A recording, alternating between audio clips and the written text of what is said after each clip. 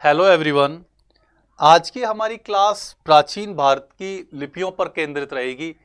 इसके अंतर्गत हम भारत की सभी लिपियों का अध्ययन करेंगे, जैसे कि हड़प्पाई लिपि, ब्राह्मी लिपि, अरेमाइक लिपि, खरोष्टी लिपि, गुप्त लिपि, सिद्ध मृतिका लिपि, वलेपंटू लिपि, तमिल लिपि, नागरी लिपि, शारदा और शंख लिपियां। अर्थात आज की हमारी क्लास का जो लक्ष्य रहेगा वो भारत की जितनी भी प्रचलित लिपियां रही हैं इस देश या महाद्वीप के अंतर्गत, उन सभी का गहराई के साथ अध्ययन करना। तो चलिए स्टार्ट करते हैं। देखिए, सबसे पहले तो हम ये जान लेते हैं कि अभिलेख जो होते हैं, क्योंकि हम लिपियों का अध्ययन करने जा रहे हैं और स्वाभाविक रूप से ये जो लिपियां हैं इनका संबंध अभिलेख के साथ स्थापित हो जाता है। तो अभिलेखों का अध्ययन क्या कहलाता है? पुरालेख शास्त्र, जिसको कि इंग्लिश में कहते हैं एपिग्राफी। और अभिलेख से क्या तात्पर्य है? अर्थात किसी सतह या पटल पर उत्कीर्ण लेख। यह सतह क्या हो सकती है? यह सतह ठोस पत्थर हो सकती है, यह कोई तांबे का पत्र हो सकता है, किसी मंदिर की दीवार हो सकती है, किसी लोहे का स्तंभ हो सकता है, अर्थात या पत्थर का ठीकरा हो सकता है, मृदभाण हो सकता है। अर्थात किसी भी ठोस सतह पर जो चीज उकेड़ दी जाए वही चीज अभिलेख कहलाती है।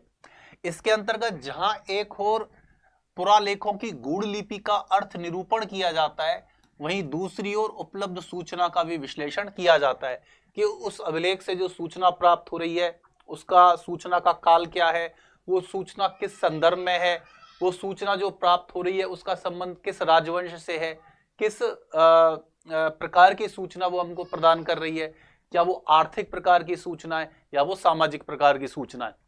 इसी प्रकार पुरालेख शास्त्र में प्राचीन लिपियों का अध्ययन भी सम्मिलित होता है। और लिपियों के अंदर क्या कहते हैं? पैलियोग्राफ। यदि आपसे पूछ लिया जाए कि पैलियोग्राफी शाखा का अध्ययन किस चीज से है, तो पैलियोग्राफी में भारत की प्राचीन लिपियां जो हैं उनका अध्ययन सम्मिलित है। तो आज हम बात करते हैं हड़प्पाई लिपि की, जो सबसे प्राचीन लिपि है। यहीं से हमारी क्लास औपचारिक रूप से स्टार्ट होती है। देखिए, भारत की जो सबसे प्राचीन लिपि है उसे सिंधु लिपि या हड़प्पाई लिपि कहते हैं, जो कि लगभग 4,500 वर्ष पुरानी है।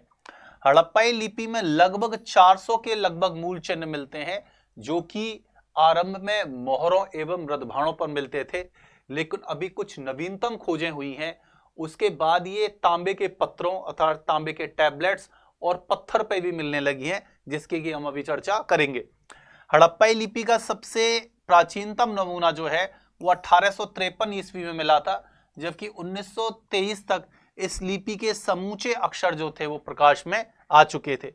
यदि आपसे पूछ लिया जाए कि हड़प्पाई लिपि जो है वो किस प्रकार की लिपि है, तो आप कहेंगे हड़प्पाई लिपि को बोस्त्रोफेदन या भाव चित्रात्मक लिपि बोलते हैं, जैसे कि पिक्टोग्राफ अर्थात भाव चित्रात्मक, इंग्लिश में इसको पिक्टोग्राफ बोलते हैं अर्थात भाव चित्रात्मक, जो दाईं से बाईं ओर राइट टू लेफ्ट लिखी जाती थी, और इस पद्धति को बोस्त्रोफेडन भी कहा जाता था।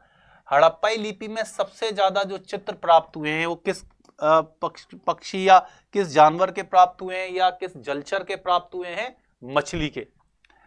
अब देखते हैं कि हड़प्पाई लिपि के अभी तक 4000 से ज्यादा नमूने प्राप्त हो चुके हैं अलग अलग चीजों पर, लेकिन कोई भी नमूना इतना लंबा नहीं है कि अभिलेख को उसको पढ़ा जा सके।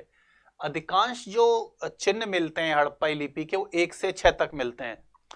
और अभी हाल ही की खोज से पहले तक जो हड़प्पा लिपि का सबसे बड़ा साक्ष्य था वो धौलावीरा से मिलता था, भारत के संदर्भ में या पूरी सिंधु घाटी सभ्यता के संदर्भ में, जहां ये माना गया था कि एक साइन बोर्ड था जिसके अंतर्गत ही 10 अक्षर विद्यमान थे। लेकिन हाल ही में वसंत सिंधे और रिक दे जैविश उनके द्वारा ये कुछ टैबलेट्स खोजे गए 9।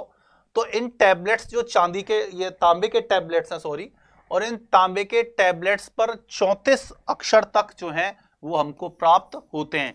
अर्थात कुछ नई खोजें ऐसी आ गई हैं जिससे 34 अक्षर वाले भी हमें जो है तांबे की जो टैबलेट्स हैं उन पर 34 तक हड़प्पाई अक्षर या लिपि के चिन्ह प्राप्त होते हैं। इसी प्रकार पहली बार अभी रविंदर सिंह बिस्ट को धौलावीरा में शिलालेख पर हड़प्पाई लिपि का साक्ष्य प्राप्त हुआ है।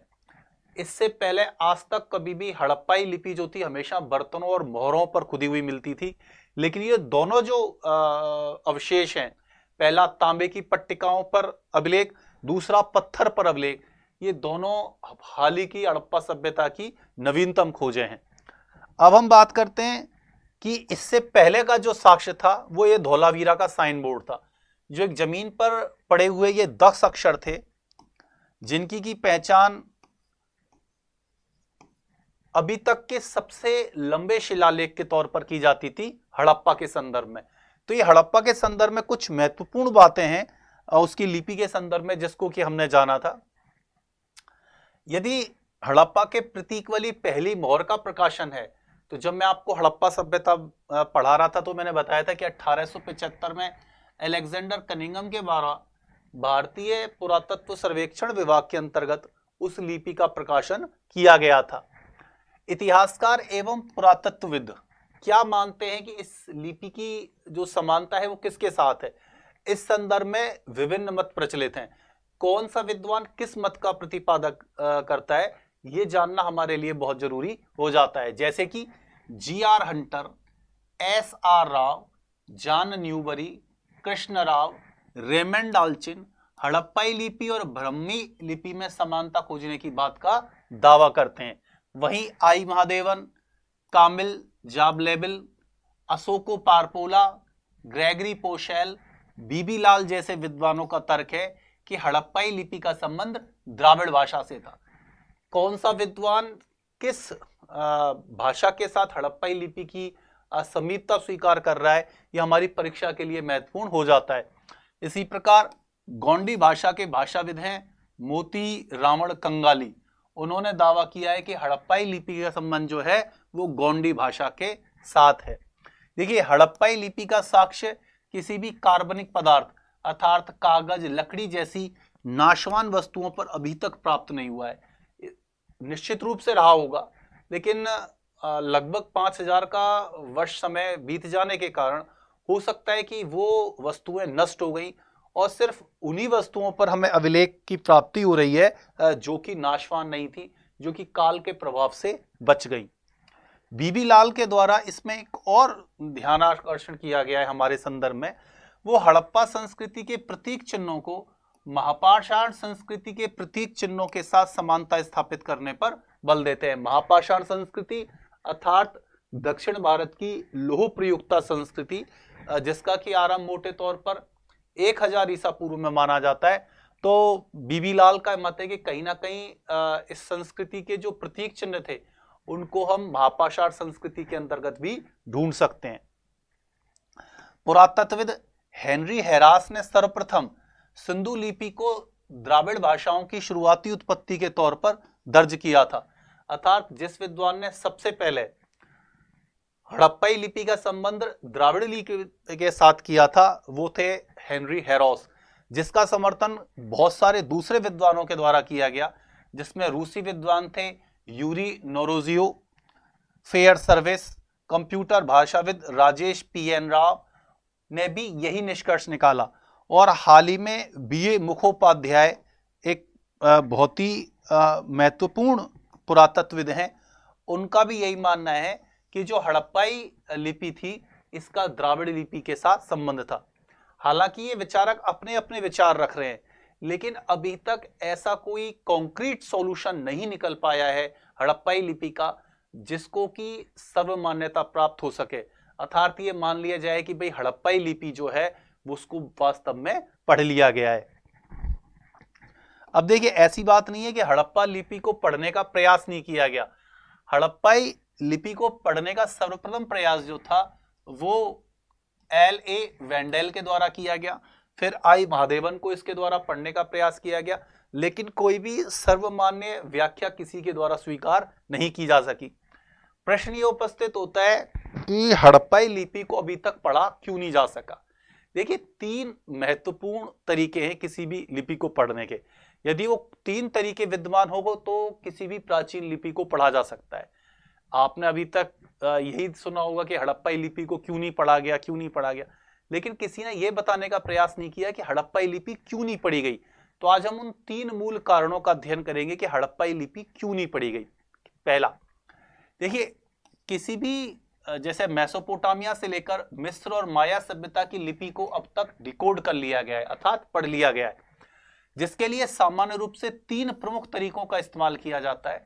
वो 3 कौन से प्रमुख तरीके हैं और वो क्यों हड़प्पा सभ्यता के अंतर्गत उपलब्ध नहीं है, उन पे भी चर्चा करेंगे। प्रथम, किसी लिपि के पैटर्न को स्टडी करके ये जानने की कोशिश की जाती है कि लिपि का तरीका क्या है, अर्थात ये अक्षरों वाली लिपि है जैसे कि देवनागरी लिपि, या ये लोंगोग्राफिक या ऐसी लिपि है जिसमें हर अक्षर का एक अलग मतलब होता है। इसके बाद अलग अलग स्टडी करके देखा जाता है कि कौन सा चिन्ह कितनी बार आया है, वाक्य के शुरुआत में कितनी बार आया है, अंत में कितनी बार आया है। इसके अलावा कुछ चिन्ह बार बार दिखाई देते हैं, तो इससे पता चलता है कि इन चिन्हों का कोई विशेष अर्थ है। इससे हमें पता चलता है कि प्राचीन मिस्र में क्लियोपेट्रा और टॉलमी का नाम महत्वपूर्ण था। अंत ऐसे नाम लगातार हमें प्रयोग में दिखाई दे रहे थे। इसके अलावा शहरों के नाम के साथ भी यही पैटर्न दिखाई देता है। तो एक तरीका तो ये है, लेकिन इस प्रकार का कोई भी जो पैटर्न है हमें हड़प्पाई लिपि में दिखाई नहीं देता, इसलिए उस लिपि को पढ़ पाना मुश्किल हो जाता है। और पैटर्न क्यों नहीं दिखाई देता कि कोई बहुत बड़ा शिलालेख हड़प्पाई लिपि से प्राप्त नहीं हुआ है। हाल ही तक केवल 10 अक्षरों वाला जो शिलालेख था वो प्राप्त हुआ था धोलावीरा से। ज्यादातर जो शिलालेख पे मिलते हैं वो 1 से 6 चिन्ह तक ही मिलते हैं। हालांकि जैसे कि मैंने बताया कि कुछ महत्वपूर्ण खोजें इसमें हाल ही में हुई हैं, जब पाकिस्तान से कुछ ऐसे तांबे के टैबलेट्स सामने आए जिसपे 36 या 34 तक हड़प्पाई लिपि के अक्षर सम्मिलित हैं। हो सकता है कि भविष्य में और ऐसे हड़प्पाई लिपि के अवशेष प्राप्त हों, किसी शिलालेख पे प्राप्त हो जाए, क्योंकि पहली बार शिलालेखीय साक्ष्य भी प्राप्त हो चुका है हड़प्पाई लिपि के संदर्भ में। लेकिन अभी भी बहुत बड़े शिलालेख नहीं मिल रहे हैं जिसका आकार बहुत बड़ा हो, जिनमें कि इस पैटर्न को ढूंढा जा सके। इसलिए इसको लिपि को पढ़ने में यूं समस्या उत्पन्न हो गई। दूसरा तरीका क्या है किसी लिपि को पढ़ने का, जो कि भारत में ब्राह्मी और खरोष्टी लिपि जैसी लिपियों को पढ़ने में इस्तेमाल किया गया, वो क्या है कि रोसेटा स्टोन जैसी कुंजी का हाथ लगना। रोसेटा स्टोन में लगभग एक ही बात 3 भाषाओं में लिखी गई थी, पुरातन ग्रीक भाषा में, डेमोटिक लिपि में और मिस्र की चित्रलिपि में। पुरातन ग्रीक भाषा का ज्ञान पहले से था, इसलिए मिस्र की चित्रलिपि से उसका मिलान करके कर लिया गया। साथ ही रोसेटा स्टोन में टालमी नामक राजा के नाम को घेरा बनाकर अंकित किया गया था, जिससे यह पता चला कि यह कोई महत्वपूर्ण नाम रहा होगा। इस तरह मिस्र की लिपि को, चित्र जो लिपि थी, इसको डिकोड कर लिया गया। मिस्र की चित्रलिपि भी बहुत टफ है, लेकिन उसके साथ एक ऐसी लिपि विद्यमान थी जिस लिपि को कि वर्तमान में जो पुरातत्वविद थे उसको पढ़ना चाहते थे, ग्रीक लिपि। और ग्रीक लिपि को क्योंकि डिकोड कर लिया गया और जो ग्रीक लिपि में लिखा हुआ था वही मिस्र की चित्राक्षर लिपि में लिखा हुआ था, तो उससे अक्षरों को पढ़ लिया गया। इसी प्रकार एक तीसरा तरीका क्या होता है कि हर लिपि का संबंध भाषा के साथ होता है, अर्थात लिपि जो है वो भाषा को लिखित माध्यम में अभिव्यक्त करने का तरीका है। जैसे कि मैं अभी हिंदी बोल रहा हूं और मैं इसको देवनागरी भाषा में देवनागरी की लिपि में उत्कीर्ण करूंगा, तो देवनागरी लिपि जो है वो मेरी हिंदी भाषा को अभिव्यक्त करने का माध्यम बन जाएगी। इसी प्रकार हर लिपि का जब संबंध भाषा से होता है, अगर उस भाषा का ज्ञान हो जाए तो लिपि का अर्थ लगाने में भी आसानी होती है, अर्थात कौन सी भाषा बोल रहे हैं उस भाषा के आधार पर भी लिपि का पता लगाया जा सकता है। मसलन माया सभ्यता की लिपि को इसलिए डिकोड अर्थात पढ़ लिया गया क्योंकि उसका संबंध एक ऐसी भाषा से था जिसका कि आज भी प्रयोग किया जा रहा है, अर्थात मायन जो लिपि थी वो ऐसी भाषा के साथ उसका संबंध था जिसको आज भी लैटिन अमेरिका में प्रयोग किया जा रहा है, तो हमने उसको समझ लिया। इसलिए आप समझ गए होंगे कि सिंधु लिपि को डिकोड करने में क्या दिक्कत है। जैसे कि सिंधु घाटी राजाओं के प्रमुख शहरों, लोगों का नाम पता नहीं है, उस काल में कौन सी भाषा बोली जाती थी सिंधु घाटी के क्षेत्र में, इसको लेकर भी विशेषज्ञ एक मत नहीं है। साथ ही सिंधु लिपि का कोई भी द्विभाषी अभिलेख अभी तक प्राप्त नहीं हुआ है। बाय चांस कोई ऐसा शिलालेख मिल जाए मेसोपोटामिया से जो मेसोपोटामियन और सिंधु लिपि में एक साथ एक ही प्रकार का छपा हो तो बड़ी आसानी से सिंधु लिपि को पढ़ लिया जाए, मगर ऐसा कोई द्विभाषी अभिलेख प्राप्त नहीं हुआ है। साथ ही सिंधु लिपि के अभिलेख बहुत ही छोटे छोटे हैं। तो ये बहुत आधारभूत समस्याएं हैं इस लिपि को पढ़े जाने के संबंध में। ना तो ये पता है कि सिंधु घाटी सभ्यता में भाषा कौन सी बोली जाती थी, ना उसका कोई द्विभाषी अभिलेख प्राप्त हुआ है। अभिलेखों का आकार बहुत छोटा है जिससे कि कोई उसमें पैटर्न ढूंढ निकाल पाना लगभग असंभव होता है। यही वजह है कि अभी तक इस लिपि को पढ़ा नहीं जा सका। अब बात आती है ब्राह्मी लिपि, अर्थात वर्तमान भारत की वह प्राचीनतम लिपि जिसको कि डिकोड कर लिया गया है, लेकिन इसको भी पढ़ने में भारी कठिनाई आई थी। क्या कठिनाई आई उनको भी हम देखेंगे। देखिए, ब्राह्मी लिपि के जो सर्वमान्य सबसे प्राचीनतम अभिलेख हैं वो सम्राट अशोक के अभिलेख हैं, लेकिन सम्राट अशोक से भी पूर्व दो महत्वपूर्ण प्राक अशोक अभिलेख आते हैं, सहगोरा और माजस्थान अभिलेख, जो कि अशोक के अभिलेख से भी ज्यादा प्राचीनतम माने जाते हैं। और हाल ही में जो है अशोक के कुछ अभिलेख जो प्राचीनतम अभिलेख हैं,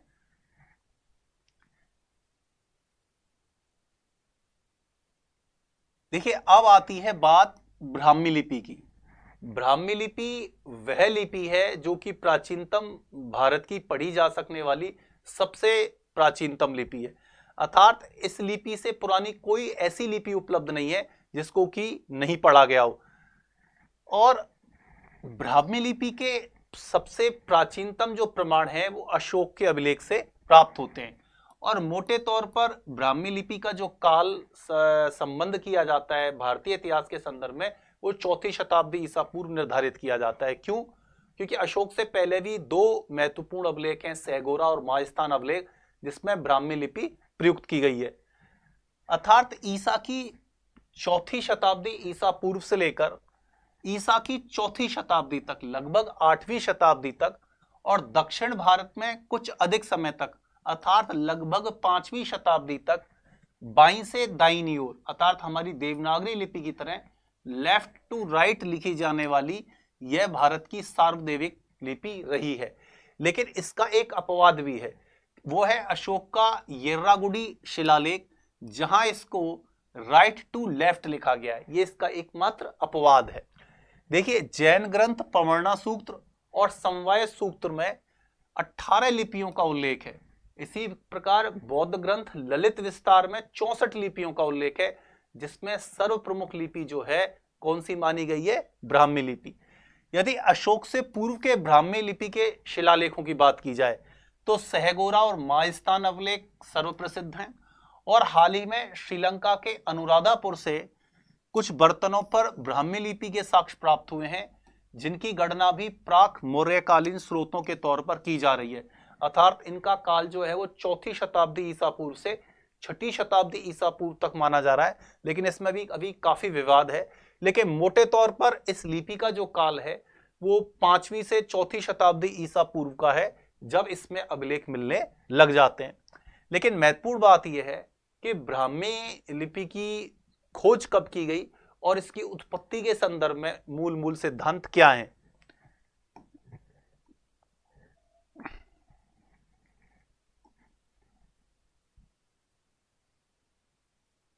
देखिए, सबसे पहले तो बात करते हैं कि ब्राह्मी लिपि का पता कब चला। देखिए, 1795 में जब एलोरा और जोगीमारा की गुफाओं में इस लिपि के लिखे अभिलेख मिले तो चार्ल्स वारे मेलेट, जिसने कि इसको खोजा था, इसने इस लिपि को पढ़वाने का प्रयास किया, लेकिन कोई भी विद्वान ब्राह्मी लिपि को नहीं पढ़ पाया। और अंत में 1837 में जेम्स प्रिंसेप इसको पढ़ने में सफल रहे। कैसे सफल हुए उसका भी हम अध्ययन करेंगे। अब इंपॉर्टेंट बात आती है कि ब्राह्मी लिपि जो हमें अशोक के अभिलेखों में दिखाई देती है वो बहुत ही विकसित अवस्था में दिखाई देती है, अर्थात बहुत ही सोफिस्टिकेटेड है। इसलिए विद्वानों का यह मानना है कि ये एकदम इतनी विकसित लिपि जो पहले तो दिखाई नहीं दे रही और एकदम दिखाई देने लग गई, तो इसकी उत्पत्ति कहां से हुई थी।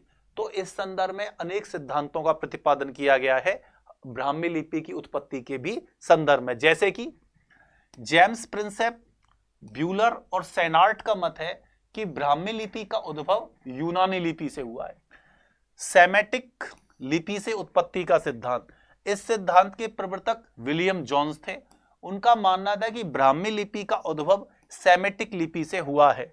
दक्षिणी सेमेटिक लिपि से उत्पत्ति का सिद्धांत, इस विचार के संस्थापक WDK, राय डेविड्स और मैक्स मूलर थे।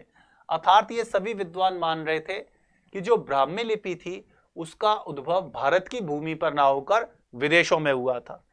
फिनीशियन उत्पत्ति का सिद्धांत, उत्तरी सेमेटिक से उद्भव मानने वाले विद्वान इसका संबंध फिनीशियन उत्पत्ति के साथ करते हैं और इस मत के समर्थक थे ब्यूलर।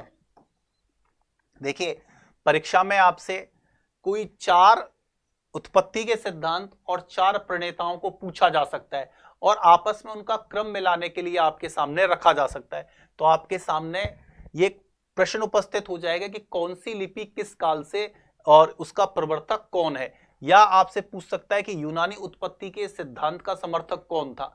सीधा एक शब्द में किसी व्यक्ति का नाम भी, किसी इतिहासकार का नाम भी आपसे पूछा जा सकता है। अब आती है भारतीय उत्पत्ति का सिद्धांत कि भारत में ब्राह्मी लिपि की उत्पत्ति के सिद्धांत के समर्थक कौन है। तो पहला सिद्धांत है द्राविड़ उद्भव का सिद्धांत। ब्राह्मी लिपि द्राविड़ क्षेत्र से उत्पन्न हुई थी। इस सिद्धांत के प्रवर्तक थे लेसन महोदय और इसका समर्थन किया था एडवर्ड थॉमस ने। वही एडवर्ड थॉमस जिनका कि मैंने आपको अध्ययन भारत के पुरातत्व के इतिहास के अंतर्गत करवाया था, जिन्होंने कि 5वीं से 16वीं शताब्दी के भारत के सिक्कों के अध्ययन के विषय में महत्वपूर्ण योगदान दिया था। आर्य या वैदिक उत्पत्ति का सिद्धांत, देखिए ये बहुत ज्यादा महत्वपूर्ण है कि ब्राह्मी लिपि आर्यों के द्वारा उत्पत्ति की गई थी। इस सिद्धांत के प्रवर्तक थे सर अलेक्जेंडर कनिंघम और डॉटसन। बाद में श्याम शास्त्री, काशी प्रसाद जायसवाल, डॉक्टर गौरीशंकर हीराचंद ओझा, डॉक्टर राजाबली पांडे ने भी इसकी वैदिक उत्पत्ति अर्थात आर्य उत्पत्ति पर बल दिया। तो आपसे क्वेश्चन पूछ सकता है कि ब्राह्मी लिपि के वैदिक उत्पत्ति या आर्य उत्पत्ति के सिद्धांत के समर्थक कौन कौन से हैं। दक्षिणी अरबी लिपि का सिद्धांत, आई टेलर मानते हैं कि इसे दक्षिणी अरबी लिपि से उत्पन्न बताते हैं, जो कि अब उनके अनुसार लुप्त हो चुकी है। मिश्रित उत्पत्ति का सिद्धांत, जे हवेली कहते हैं कि ईसा पूर्व 4th शताब्दी के अंत में अरेमाइक, खरोष्टी और यूनानी लिपियों के मिश्रण से इस ब्राह्मी लिपि का जन्म हुआ था। अब बात आती है भारतीय लेखन कला के संदर्भ में विभिन्न मत कि भारत में लेखन कला का उद्भव कब हुआ। ये बहुत ही इंटरेस्टिंग टॉपिक है। अर्थात जैन ग्रंथों में क्या सूचना मिलती है, वैदिक ग्रंथों में क्या सूचना मिलती है, विदेशी इतिहासकार इसके विषय में क्या कहते हैं। ये बहुत ही इंपॉर्टेंट टॉपिक है। और विशेष रूप से जब मैंने सबसे पहले आपको इतिहास का विभाजन बताया था, प्रागैतिहासिक काल, आद्य ऐतिहासिक काल और ऐतिहासिक काल के संदर्भ में, तो सबसे पहले मैंने यही बताया था कि लिपि के आधार पर इन कालों का 3 प्रकार से विभाजन हुआ है। और जिस काल को हम ऐतिहासिक काल कहते हैं, उसको ऐतिहासिक कहने के पीछे जो सबसे बड़ा आधार है वो है लिपि का आविष्कार, लेखन कला का आविष्कार। तो इस संदर्भ में किस किस के क्या क्या मत हैं, इसको जानना बहुत जरूरी है। देखिए, भारतीय लेखन कला के विषय में एक सामान्य मत यह है कि 600 ईसा पूर्व से पहले भारत में लेखन कला का अभाव था। यही वजह है कि भारत में 600 ईसा पूर्व के काल को प्रोटो हिस्ट्री या आद्य इतिहास कहते हैं। बिल्कुल सही बात है। जबकि ऐतिहासिक काल 6ठी शताब्दी ईसा पूर्व से होता है। जो इस मत के समर्थक हैं वो है ब्यूलर और डेविड डेरिंजर, और इस मत को भी वर्तमान में हमारे द्वारा स्वीकार किया जाता है। लेकिन जो ये समस्या है कि भारत में लेखन प्रणाली का आविष्कार कब हुआ, इस मत पर सबसे पहले विचार जो किया था वो प्रख्यात विद्वान मैक्स मूलर के द्वारा किया गया था। संस्कृत के इस प्रकांड विद्वान का मानना था कि पाणिनि से पूर्व अर्थात 4ठी शताब्दी से ईसा पूर्व भारतीयों को लेखन कला का ज्ञान नहीं था। ये किसका मत है? डॉक्टर मैक्स मूलर का। जबकि बर्नेल महोदय मानते हैं कि ब्राह्मी भारत की आद्य लिपि है और इसका उद्भव फिनीशियन लिपि से हुआ है।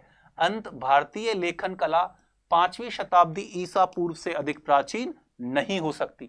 तो एक कुछ विद्वानों के मत है कि भारत में लेखन प्रणाली या दूसरे शब्दों में कहें तो ब्राह्मी लिपि का उद्भव कब हुआ, इसमें इनके मत है। अब हम देखते हैं कि जो लेखन कला के साक्ष्य भारतीय साहित्य में या विदेशिक स्रोतों में कहां-कहां से प्राप्त हो रहे हैं, किस रूप में प्राप्त हो रहे हैं, इनको भी जानना बहुत जरूरी है, क्योंकि यहां से प्रश्न पूछ लिए गए हैं। भारतीय लिपि के संदर्भ में दृष्टांत। देखिए, भारतीय लिपि के संदर्भ में जो सबसे प्राचीनतम साक्ष्य प्राप्त होते हैं वो बौद्ध ग्रंथों से प्राप्त होते हैं। बौद्ध ग्रंथ सुतांत में एक विशेष प्रकार के खेल खेलने का निषेध है। ये खेल था आंख रेखा। देखिए, ये खेल हम भी बचपन में खेला करते थे। होता क्या था कि एक बौद्ध, ये तो बौद्ध भिक्षु की बात बता रहे कि एक बौद्ध भिक्षु दूसरे बौद्ध भिक्षु की पीठ पर चढ़कर हवा में कुछ अक्षर बनाया करता था, और उस भिक्षु को वो अक्षर पहचानने पड़ते थे कि हाथ से वो 4 बना रहा है, 5 बना रहा है, 6 बना रहा है या 7 बना रहा है। तो ये जो अक्षरों का खेल था ये बताता था कि उस समय तक भारत में लेखन कला का आगमन हो चुका था, और ये खेल खेलना बौद्ध धर्म के अंतर्गत क्या था, निषिद्ध था। इसी प्रकार विनय पिटक में भी कहा गया है कि भिक्षुओं को लिखने का व्यसन था, अर्थात स्पष्ट रूप से जो बौद्ध ग्रंथ है भारत में लेखन कला के अस्तित्व की ओर स्पष्ट इशारा ही नहीं कर रहे बल्कि बता भी रहे हैं, और इनमें से कुछ इसके माध्यम से आजीविका भी अर्जित करते थे। बौद्ध ग्रंथ ललित विस्तार जो है 64 लिपियों का उल्लेख करता है, जिसमें कि ब्राह्मी लिपि सर्वोपरि थी। इसी प्रकार ब्रह्मजाल सूक्त 6वीं शताब्दी की रचना है, जिसमें अक्षरिका का उल्लेख है, जिसमें बच्चों को पीठ पर लिखे अक्षरों को पढ़ना पड़ता था। अर्थात विभिन्न प्रकार से जो बौद्ध ग्रंथ हैं वो 6वीं शताब्दी ईसा पूर्व के संदर्भ में भारत में लेखन कला के अस्तित्व की तरफ स्पष्ट इशारा कर रहे हैं। इसी प्रकार सुतांत, जो सूतांत नामक ग्रंथ है, उसमें उल्लेख है कि गुरु विश्वामित्र ने गौतम बुद्ध को तख्ती पर स्वर्ण कलम से लिखना सिखाया था। जैन साहित्य, आरंभिक जैन साहित्य में भी हमें लेखन का उल्लेख मिलता है। कैसे मिलता है वो देखिए, उसमें कहा गया है कि जैन साधुओं के लिए लिखना वर्जित था। जो भिक्षु लिखते थे उन्हें कठिन प्रायश्चित करना पड़ता था। जैन ग्रंथों में एक प्रसंग आता है कि ऋषभनाथ की एक लड़की थी जिसका नाम था बामी, और उसी को पढ़ाने के लिए उन्होंने जिस लिपि का विकास किया उसे ब्राह्मी लिपि कहा गया।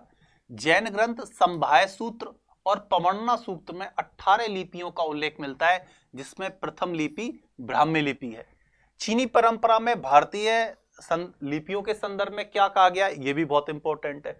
चीन का जो विश्वकोश है फान वान शूली, उसमें लिखा गया है कि पुरातन विश्व में केवल 3 लिपियां प्रचलित थीं। इनमें से एक लिपि ब्राह्मी थी। यह फान अर्थात ब्रह्मा द्वारा आविष्कृत थी तथा ये बाएं से दाईं ओर लिखी जाती थी तथा सभी लिपियों में सर्वोत्तम थी। वैनसांग जब भारत की यात्रा पर आया तो उसने कहा कि लेखन कला का प्रादुर्भाव सबसे पहले भारतवर्ष में ही हुआ है। तो ये हमें चीनी स्रोतों में भारतीय लेखन कला के विषय में मिलता है। अब अरबी परंपरा में क्या मिलता है उसको देखते हैं। देखिए, अरबी जो इतिहासकार है अल-बरूनी, वो ना केवल भारत की लेखन कला के विषय में लिखता है बल्कि भारत की 11वीं शताब्दी में प्रचलित बहुत सारी लिपियों का भी जिक्र करता है। अल-बरूनी क्या लिखता है कि भारतीय लेखन कला भूल गए थे जिसे व्यास ने पुनः कलयुग में आविष्कृत किया था। इस कथन से यह बात प्रमाणित होती है कि कलयुग से पहले भी युगों में लेखन कला से भारतीय प्रचलित थे। अल-बरूनी ने हिंदुस्तान में प्रयोग में लाई जाने वाली विभिन्न प्रकार की लिपियों के अस्तित्व को स्वीकार किया है कि अर्थात भारत एक ऐसा देश है जिसके अलग अलग क्षेत्रों में अलग अलग लिपियां प्रचलित हैं, जिसमें कि वो सिद्ध मृतिका लिपि का उल्लेख करता है जो कि कश्मीर, वाराणसी तथा कन्नौज जैसे क्षेत्रों में प्रयोग में लाई जाने वाली भारत की सबसे लोकप्रिय लिपि थी। इसी प्रकार मालवा में नागर लिपि, भाटिया की अर्धनागरी लिपि, सिंध की मालवाड़ी लिपि, कर्नाट देश की कर्नाट लिपि, आंध्र देश की आंध्री लिपि, द्राविड़ देश की दिरवारी लिपि, लाट देश गुजरात की लारी लिपि और पूर्वोत्तर देश की गौरी लिपि और पूर्व देश के उडनपुर की भिक्षुकों की बौद्ध लिपि की चर्चा भी उसके द्वारा की गई है। अर्थात आपसे अलबरूनी के विवरण के अंतर्गत इन लिपियों के प्रचलित क्षेत्र के बारे में भी पूछा जा सकता है। आपसे पूछ सकते हैं कि अलबरूनी के द्वारा कश्मीर कन्नौज के क्षेत्र में लोकप्रिय जो सबसे लिपि थी, प्रचलित लिपि थी, उसका वो नाम क्या बताता है? तो क्या कहता है कि ये सिद्ध मृत्तिका लिपि थी। अब आती है यूनानी परंपरा और इतिहासकारों ने भारत की लेखन कला के विषय में क्या जानकारी दी है। देखिए, सिकंदर के साथ जो आने वाले सेनापति थे, जो कि चौथी शताब्दी ईसा पूर्व में भारत आए थे, वो स्पष्ट बात इस ओर इशारा करते हैं कि भारतीयों को लेखन कला का ज्ञान था। जैसे कि नियाकर्स नामक जो सेनापति था, वो क्या लिखता है कि भारतवासी रुई से कागज बनाना जानते थे और कागज का प्रयोग लेखन सामग्री के लिए करते थे। इसी प्रकार जो कॉर्टियस नामक दूसरा अधिकारी था, वो क्या उल्लेख करता है कि भारतीय वृक्ष की छाल पर लिखते थे, और उससे भोजपत्र का भी उल्लेख किया है जिसमें कि इनको लिखा जाता था। चंद्रगुप्त मौर्य के दरबार में रहने वाला प्रसिद्ध यूनानी राजदूत मेगास्थनीज भारतीयों की लेखन कला के विषय में एक अलग ढंग से उल्लेख करता है। वो क्या लिखता है कि सड़कों के किनारे मील के पत्थर 10-10 स्टेडिया की निश्चित दूरी पर लगते थे। इससे सड़क की दूरी और ठहराव का ठिकाना ज्ञात होता है। यह बात दो बातों की ओर इशारा कर रही है। क्या? प्रथम, भारतीय गणना से परिचित थे। दूसरा, वे अक्षरों के साथ गिनती, लिखना और पढ़ना भी जानते थे।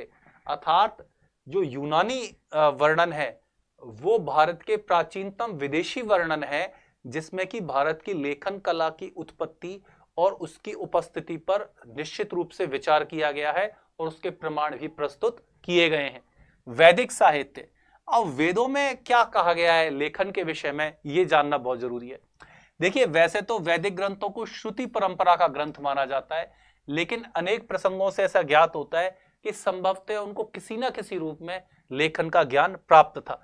जैसे ऋग्वेद की एक ऋचा में उल्लेख आया है कि जुए के पासे पर एक अंकित था, अर्थात वो अक्षरों से परिचित थे। इस बात की जानकारी हमें वैदिक ग्रंथों से भी होती है। इसी प्रकार ऋग्वेद में राजा सर्वणानी के द्वारा 1000 गायों को भिक्षा में दिए जाने का उल्लेख है, जिनके कानों पर 8 का अंकित उल्लेखित था और उनको अष्टकर्णी कहा गया है। यजुर्वेद में गणक शब्द का उल्लेख आया है, जो गिनने का काम करता था।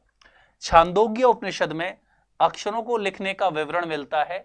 वर्ण और मात्रा का उल्लेख हमें तैत्तिरीय उपनिषद में मिलता है, और पाणिनि की अष्टाध्यायी 4वीं शताब्दी ईसा पूर्व के संदर्भ में वो पहला ग्रंथ है जिसमें कि लिपि शब्द का पहली बार प्रयोग किया गया है।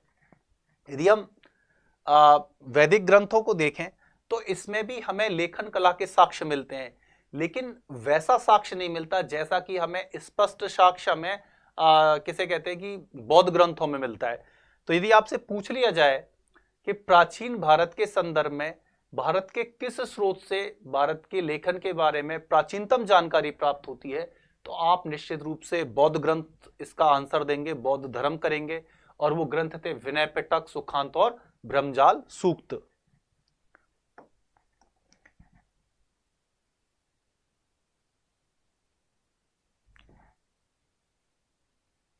इसी प्रकार 580 ईस्वी में बदामी से एक शिलालेख प्राप्त हुआ है जिसमें ब्रह्मा की आकृति बनी हुई है और हाथ में ताड़पत्रों का एक समूह है। इन सभी जो उदाहरण हैं उससे ज्ञात होता है कि किसी न किसी रूप में भारतवासियों को लेखन का ज्ञान 6ठी शताब्दी ईसा पूर्व से पहले भी विद्यमान था, लेकिन अभी तक इसकी उस सुस्पष्ट साक्ष्यों के अभाव में पुष्टि नहीं हो पाई है। हालांकि विंटरनेट जो हैं भारत में लेखन कला की उत्पत्ति 1800 ईसा पूर्व मानते हैं, लेकिन अभी ये मत माना नहीं जाता, क्योंकि 1800 ईसा पूर्व मान लिया जाए तो भारत में फिर ऐतिहासिक युग 6ठी शताब्दी ईसा पूर्व के बजाय 1800 ईसा पूर्व में होगा। लेकिन हाँ, एक चीज और है, जिस भी दिन सिंधु घाटी सभ्यता की लिपि को पढ़ लिया जाएगा तब भारत का ऐतिहासिक युग 6ठी शताब्दी ईसा पूर्व से स्टार्ट नहीं होगा, बल्कि 2500 ईसा पूर्व से स्टार्ट होगा, क्योंकि फिर भारत का ऐतिहासिक युग इसी के अनुसार बढ़ जाएगा, क्योंकि वो लेखन प्रणाली के आधार पर हमने इतिहास का विभाजन किया है। अब बात आती है खरोष्ठी लिपि की। अभी तक हमने मूल रूप से ब्राह्मी लिपि का अध्ययन किया था, फिर ब्राह्मी लिपि के बाद हमने लेखन कला के संदर्भ में कौन कौन से साक्ष्य मिलते हैं, इनका अध्ययन किया था। अब बात आती है खरोष्ठी लिपि। देखिए इस लिपि को खरोष्ठी का जो नाम था वो ब्यूलर ने दिया। उनका मत था कि इसके अक्षर जो है वो गधे के खुर के जैसे नजर आते हैं, इसलिए इसका नाम खरोष्ठी रखा जाना चाहिए। देखिए खरोष्ठी लिपि जो है वो मूल रूप से भारतीय उपमहाद्वीप के उत्तर पश्चिमी भाग में यूज होती थी, जिसको कि गांधार का क्षेत्र कहते थे, जो कि पाकिस्तान और अफगानिस्तान के क्षेत्र में फैला हुआ था। और इसके लगभग सारे अभिलेख हमें वहीं से मिलते हैं। कुछ अभिलेख मथुरा तक से भी प्राप्त होते हैं, लेकिन अधिकांश जो मिलते हैं वो पूर्वी अफगानिस्तान में मिलते हैं और उत्तरी पंजाब, पाकिस्तान का वो क्षेत्र जो आज उत्तरी पंजाब जिसमें सम्मिलित है, वहां से प्राप्त होते हैं। और जो ये क्षेत्र प्राचीन काल में क्या कहलाता था, गांधार का क्षेत्र। दक्षिण में अभी तक इसके अभिलेख मथुरा तक से मिले हैं। मथुरा से क्यों मिलते हैं कि मथुरा शकों की राजधानी रहा, कुषाणों के नेतृत्व में रहा, तो यहां से जो खरोष्ठी के जो शिलालेख हैं वो मथुरा की राजधानी से भी हमें प्राप्त होते हैं। खरोष्ठी का कोई एक अकेला शब्द या अक्षर हमें बरहूत, उज्जैन और मैसूर का जो अशोक का सिद्धपुर अभिलेख है, हालांकि सिद्धपुर अभिलेख जो है वो ब्राह्मी लिपि में उत्कीर्ण है, लेकिन किसी एक अक्षर की यदि बात कर ली जाए, आपसे पूछ लिया जाए कि अशोक का दक्षिण भारत में वो कौन सा शिलालेख है जिसमें कि खरोष्ठी लिपि के शब्द प्राप्त होते हैं, तो वो सिद्धपुर अभिलेख है। वही खरोष्ठी अक्षर वाले सिक्के, पत्थर और हस्तलिखित पुस्तक उत्तर और उत्तर पूर्व तक प्राप्त होती है, अर्थात सिक्के तो कहीं नहीं जा सकते हैं। और हम देखते हैं कि इंडो ग्रीक्स जब भारत में आए और उसके बाद में आने वाले कुषाणों और हूणों के द्वारा बड़े पैमाने पर खरोष्ठी लिपि या द्विभाषी शिलालेख जो सिक्के थे वो जारी किए गए, और सिक्के पूरे भारत में इस प्रकार के हमें देखने को मिलते हैं। यदि खरोष्ठी लिपि का सबसे प्राचीनतम अभिलेख की बात की जाए तो वो भारत के संदर्भ में अशोक के शहबाजगढ़ी और मानसेरा अभिलेख हैं, जो वर्तमान पाकिस्तान से मिलते हैं। और उसके पश्चात इंडो ग्रीक्स, शक, कुषाण, पहलव, औडुंबर वंश के अभिलेख भी फारसी की तरह दाईं से बाईं ओर लिखी जाने वाली इस लिपि के अंतर्गत प्राप्त होते हैं। यदि प्राचीन भारत में इसके काल का निर्धारण किया जाए कि खरोष्ठी के शिलालेख कब से किस अवधि में प्राप्त होते हैं, तो इस लिपि का काल मोटे तौर पर चतुर्थ शताब्दी ईसा पूर्व से ईसा की तीसरी शताब्दी तक रहा, और इसके कुछ समय पश्चात तक यह लिपि चीनी तुर्किस्तान और खोतान के क्षेत्र में भी प्रचलित रही। अब बात आती है कि खरोष्ठी लिपि जो अशोक के शिलालेखों में इतनी स्पष्ट नजर आती है, उसका जन्म किस लिपि से हुआ। तो थॉमस ने खरोष्ठी लिपि को ईरानी अरेमाइक लिपि से उत्पन्न बताया है, जिसका समर्थन टेलर, अलेक्जेंडर कनिंगम और ब्यूलर के द्वारा भी किया गया है, और यही भी मत सर्वमान्य है। खरोष्ठी का प्राचीनतम अक्षर जो है ईरानी मुद्रा सिगलोई पर मिलता है, जो कि 500 ईसा पूर्व के समर्थन में। लेकिन एक विद्वान ऐसा भी है जो मानता है कि खरोष्ठी लिपि ईरानी अरेमाइक लिपि से उत्पन्न नहीं हुई थी, बल्कि उसकी उत्पत्ति भारत देश में हुई थी, और इस मत का समर्थन किया था डॉक्टर राजाबली पांडे के द्वारा। अब ये तो हम ब्राह्मी और खरोष्ठी लिपि की बात कर रहे हैं, लेकिन ये देखने की आवश्यकता है कि 1837 से पहले तक ना ही ब्राह्मी और ना ही खरोष्ठी लिपि को पढ़ लिया गया, और यहां तक कि गुप्त काल की लिपि को पढ़ने में भी भारी समस्याएं आ रही थी। तो इन लिपियों को पढ़े जाने का क्या इतिहास है, ये भी हमारे लिए बहुत महत्वपूर्ण हो जाता है। प्राचीन भारतीय लिपियों को पढ़ा जाना। देखिए भारतवर्ष के जो विद्वान थे वो 14वीं शताब्दी से पूर्व की हमारे देश की लिपियों को पढ़ना भूल चुके थे, और ब्राह्मी और इससे निकली हुई 6ठी शताब्दी के बाद की लिपियां जो थी उनको वो पढ़ने में अक्षम हो चुके थे। लेकिन 9वीं शताब्दी के बाद की लिपियां वे संस्कृत और प्राकृत के विद्वान जिनको कि हस्तलिखित पुस्तक पढ़ने का अभ्यास था, प्रयत्न करके पढ़ सकते थे। अर्थात भारत में जो 10वीं शताब्दी के बाद लिपियां विकसित हुई थी, जैसे कि देवनागरी लिपि, तमिल लिपि, इनको तो पढ़ सकते थे, इससे संबंधित अभिलेखों को भी पढ़ सकते थे। लेकिन जैसे कि ब्राह्मी लिपि, खरोष्ठी लिपि, अरेमाइक लिपि, गुप्त लिपि, सिद्ध मृतिका लिपि, इनको वो पढ़ना भूल चुके थे। ठीक है। शमशे शिराज अफीफ अपनी पुस्तक तारीख फिरोज शाही में एक महत्वपूर्ण उल्लेख करता है कि फिरोज शाह तुगलक के द्वारा टोपरा से अशोक स्तंभ को दिल्ली में लाकर स्थापित किया गया और बहुत सारे बड़े बड़े पंडितों विद्वानों को बुलाया कि भाई इस जो ये लिखी हुई है भाषा अभिलेख पर, इसको पढ़ के बताओ। लेकिन सारे के सारे विद्वान उस ब्राह्मी लिपि के अशोक के अभिलेख को पढ़ने में असफल हो गए। 1785 में चार्ल्स विल्किंस के द्वारा दीनाजपुर में बादल नामक स्थान है, वहां पर पाल शासक नारायण पाल का स्तंभ लेख पढ़ा गया, जिसको कि बादल स्तंभ लेख भी कहते हैं। इसी वर्ष पंडित राधाकांत, अब ये प्राचीन भारत में अभिलेखों को जो आधुनिक भारत में जो भारत के प्राचीन काल के अभिलेख थे उनको पढ़े जाने का इतिहास हम पढ़ रहे हैं। इसी वर्ष पंडित राधाकांत ने दिल्ली के टोपरा वाले अशोक अभिलेख पर अजमेर के चौहान शासक विग्रहराज चतुर्थ के 3 अभिलेखों को पढ़ लिया। इन सभी की लिपि बहुत पुरानी ना होने के कारण इनको आसानी से पढ़ लिया गया। ठीक इसी वर्ष अर्थात 1785 में जे हैरिंगटन ने बोध गया के पास नागार्जुन और बराबर की गुफाओं में उपयुक्त लेखों से अधिक पुराने मौखरी राजा अनंत वर्मन के 3 लेखों की खोज की, लेकिन उनकी लिपि गुप्तकालीन होने के कारण उनको पढ़ा नहीं जा सका। अर्थात 10वीं शताब्दी के बाद के अभिलेख तो पढ़े जा रहे हैं, लेकिन मूलतः जो गुप्तकालीन लिपि है उसको पढ़ना बहुत ही दुष्कर सिद्ध हो रहा है। और फिर ब्राह्मी और खरोष्टी की तो बात ही मत करिए।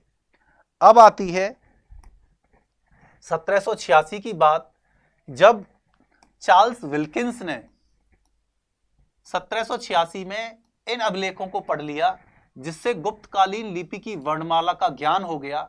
इस प्रकार गुप्तकालीन लिपि को पढ़ने का जो श्रेय है वो चार्ल्स विल्किंस को प्राप्त हुआ।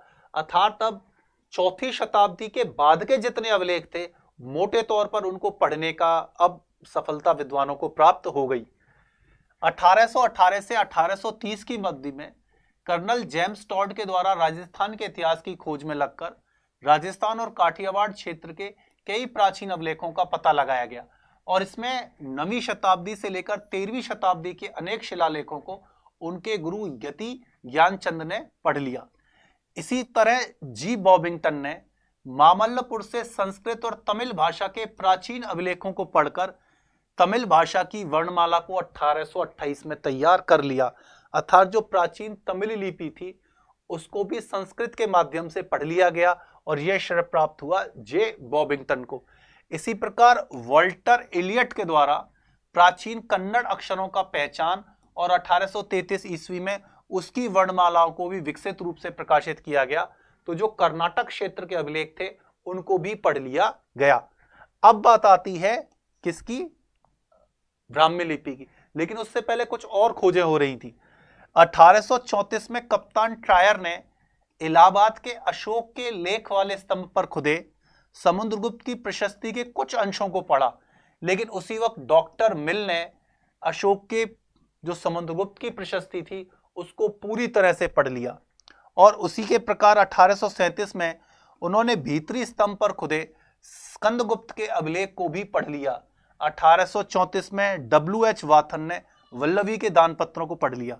अर्थात जो गुप्तकालीन लिपि थी, अब जिसका कि सबसे पहले उत्वाचन चार्ल्स विल्किंस के द्वारा किया गया था, अब उस लिपि को कोई ऐसा अभिलेख नहीं था उससे रिलेटेड, गुप्तकालीन लिपि से संबंधित, जिसको कि पढ़ना लिया गया हो। लेकिन समस्या किस में आ रही थी? ब्राह्मी लिपि में। और ब्राह्मी लिपि ना पढ़ा जा सकने के कारण अशोककालीन अभिलेखों को पढ़ा नहीं जा सका था। अब इस समय इस समस्या को जो सुलझाने का कार्य किया वो चार्ल्स विल्किंस ने किया, लेकिन उसमें एक दूसरे महत्वपूर्ण विद्वान का भी योगदान था जिसको कि हम आगे जानेंगे। देखिए 1837-38 में जेम्स प्रिंसेप ने दिल्ली एरण के स्तंभों, सांची और अमरावती के स्तूपों और गिरनार के गुप्तकालीन अभिलेखों को भी पढ़ लिया। कप्तान ट्रायर, डॉक्टर मिल और जेम्स प्रिंसेप के परिश्रम से चार्ल्स विल्किंस ने गुप्त लिपि की अधूरी वर्णमाला पूरी की और गुप्तवंशी राजाओं के समय के शिलालेखों, सिक्कों और ताम्रपत्रों को पढ़ने में सुगमता हो गई। ब्राह्मी लिपि गुप्त लिपि से अधिक प्राचीन होने के कारण उसको पढ़ना दुस्तर हो रहा था। 1765 में चार्ल्स वारे मैलेट ने एलोरा की गुफाओं के अभिलेखों की छाप तैयार कर सर विलियम जोन्स को भेजी थी। विलियम जोन्स ने ये छापें विल्फ्रेंड के पास पढ़ने के लिए भेजी, लेकिन विल्फ्रेंड इन ब्राह्मी लिपि के लेखों को पढ़ने में असफल रहा। बंगाल एशियाटिक सोसाइटी के पास दिल्ली और इलाहाबाद के स्तंभ तथा खंडगिरी पर चट्टानों पर खुदे ब्राह्मी अभिलेखों की छापें आ चुकी थीं। इन अभिलेखों का आशय जानने के लिए जेम्स प्रिंसेप ने 1834-35 में इलाहाबाद, रदिया, अथिया के स्तंभों के लेखों, सांची के स्तूप की छापें भी मंगवा ली और उन्हें दिल्ली के लेख के साथ मिलाकर यह जानने का प्रयत्न किया क्या कोई शब्द इसमें एक सा है या नहीं। अर्थात गुप्तकालीन लिपि को अथक प्रयास के बाद पढ़ लिया गया, लेकिन ब्राह्मी लिपि जो थी अभी भी वो परेशानी का सबब बनी हुई थी पुरातत्ववेत्ताओं के लिए कि लगभग इसको खोजे। यदि सन 65 और 85 के बीच की बात करें तो लगभग इस लिपि के अभिलेख 50 वर्ष पहले प्रकाश में आ चुके थे, लेकिन अभी तक 50 वर्ष बीत जाने के बाद भी इन अभिलेखों को नहीं पढ़ा जा सका था। उसी वक्त एक महत्वपूर्ण विद्वान थे क्रिश्चियन लासन, जो कि नॉर्वे के विद्वान थे। देखिए क्रिश्चियन लासन ने क्या किया कि इंडो ग्रीक शासक था एक एगोथोक्लीज, उसका एक द्विभाषी ग्रीक ब्राह्मी सिक्के का उसको साक्ष्य प्राप्त हुआ। ये एगोथोक्लीज का सिक्का था जिसमें इंपॉर्टेंट बात यह थी कि इसमें एक तरफ ग्रीक भाषा थी और वही बात दूसरी तरफ ब्राह्मी लिपि में लिखी गई थी। तो 1836 में ब्राह्मी लिपि की कई अक्षरों का पहला डिस्क्रिप्शन अर्थात सही ढंग से हासिल कर लिया गया और बाद में जेम्स प्रिंसेप को इन्होंने अपनी खोज भेजी और जेम्स प्रिंसेप ने फिर ब्राह्मी लिपि के सारे अक्षरों को खोज लिया। अर्थात क्रिश्चियन लासन ने इसका एक तोड़ ये ढूंढा कि उनको एक ऐसा सिक्का मिल गया इंडो ग्रीक शासक का जिसमें ब्राह्मी और जो ग्रीक लिपि थी वो एक साथ खुदी हुई थी, क्योंकि ग्रीक लिपि को पढ़ लिया गया था, पहले से ही ग्रीक लिपि पढ़ी थी, तो उसका जो बिल्कुल वही बात ब्राह्मी लिपि में थी, तो उससे जो अक्षर थे उनका अर्थ समझ में आ गया और यही अर्थों के आधार पर जेम्स प्रिंसेप के द्वारा ब्राह्मी लिपि को पूरी तरह से पढ़ लिया गया।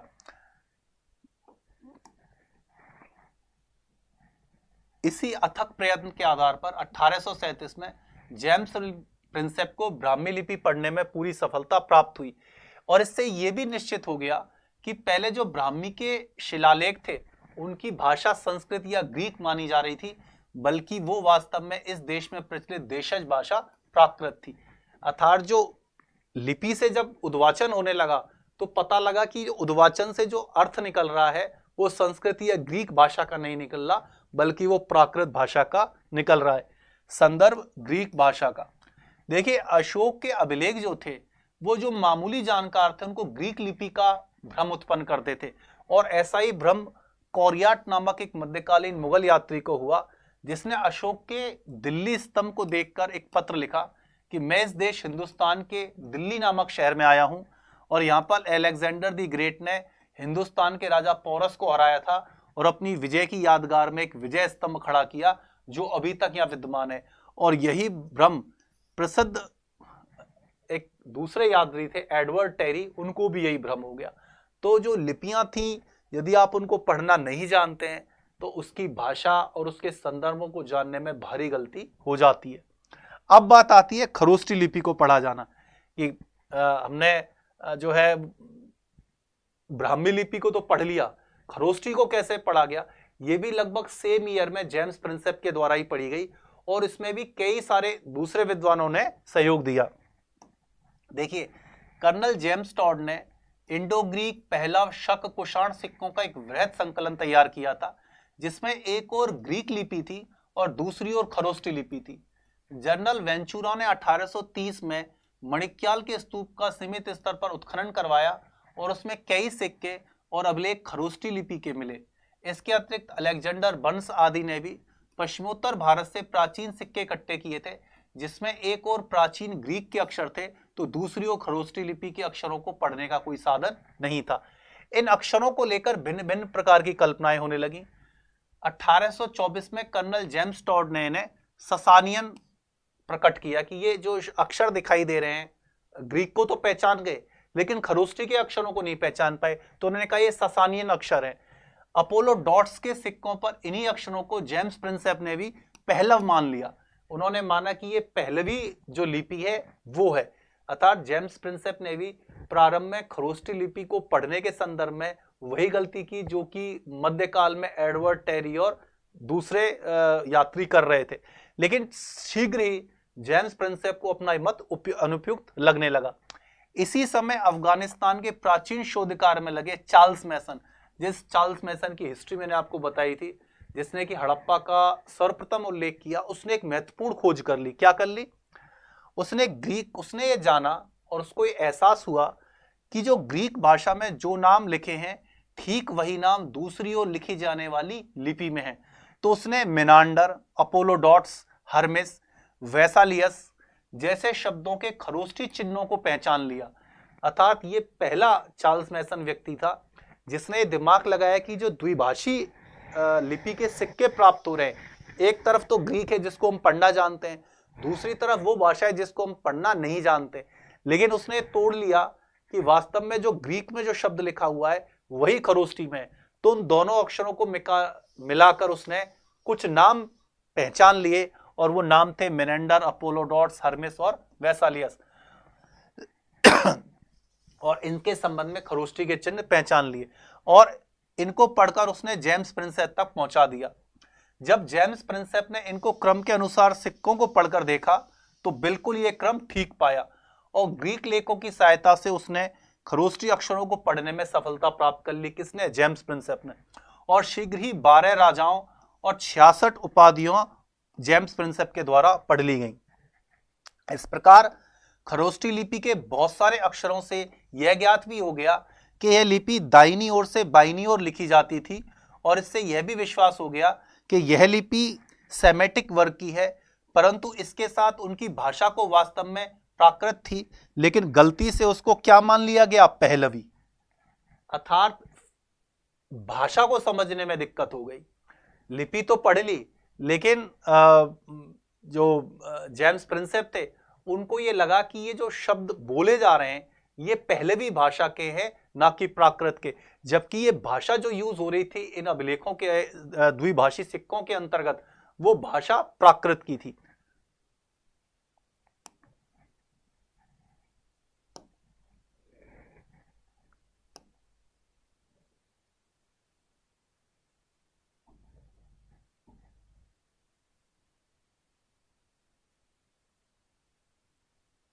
इस प्रकार जेम्स प्रिंसेप को ग्रीक लेखों के सहायता से खरोष्टी लिपि के अनेक अक्षर तो ज्ञात हो गए, किंतु पहलवी भाषा के नियमों को दृष्टि में रखकर लेपों को पढ़ने में भारी अशुद्धता होने लगी, जिससे कि शोध कार्य आगे नहीं बढ़ सका।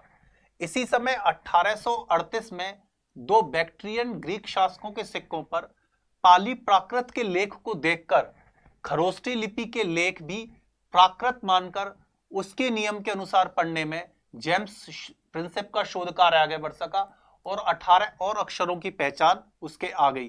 प्रिंसेप की भांति नोरिस ने भी अपने शोध कार्य में लगकर 6 अन्य अक्षरों को पहचान लिया। जर्नल अलेक्जेंडर कनिंगम ने भी बाकी के अक्षरों को पहचान कर खरोष्टी की वर्णमाला पूरी कर दी और संयुक्त अक्षर भी पहचान लिए गए।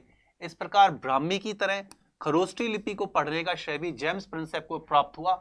हालांकि इस लिपि को पढ़ने में दूसरे अन्य विद्वानों ने भी महत्वपूर्ण योगदान किया था। अब बात आती है अरेमाइक लिपि की। देखिए, अशोक के जो अभिलेख हैं वो 4 प्रमुख लिपियों में प्राप्त होते हैं, ब्राह्मी, खरोष्टी, ग्रीक और अरेमाइक।